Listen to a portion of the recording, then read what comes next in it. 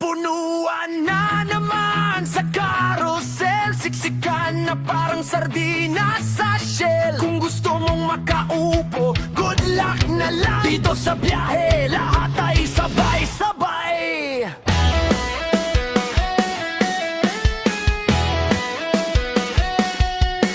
Si kuya nakatayo, hawak ang bakal. Si ate nakapikit parang tulog na banal. Si manong driver, biglang preno. Lahat ng paan nag-stretch ng todo. Punuan na naman sa carousel. Baka mo na naman ay magkakarmaso. Kakapit sa poste, pipilit pagbalance. Parang training sa gym pero libre ang chance.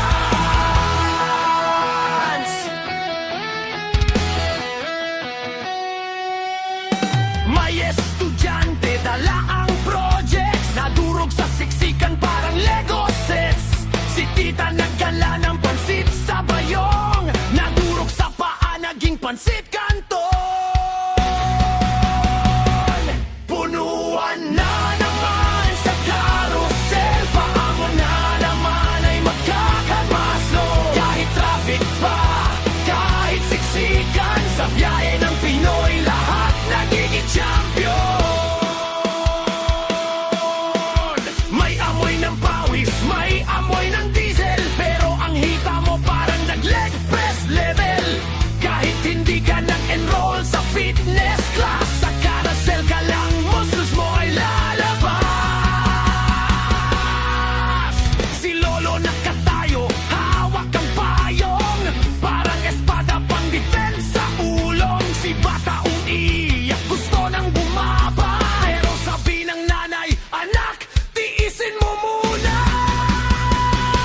Punuan na naman sa carousel. Paa mo na naman ay magkakamusel. Kakapit sa poste, pipilit magbalance. Parang training sa gym pero libre ang chance.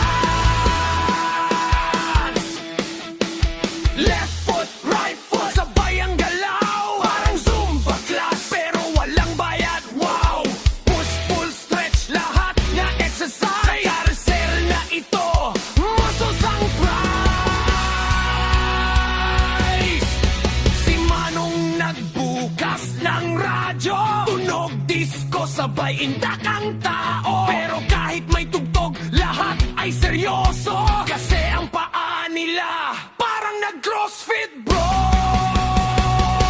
Punuan na naman sa carousel. Paa mo na naman ay magka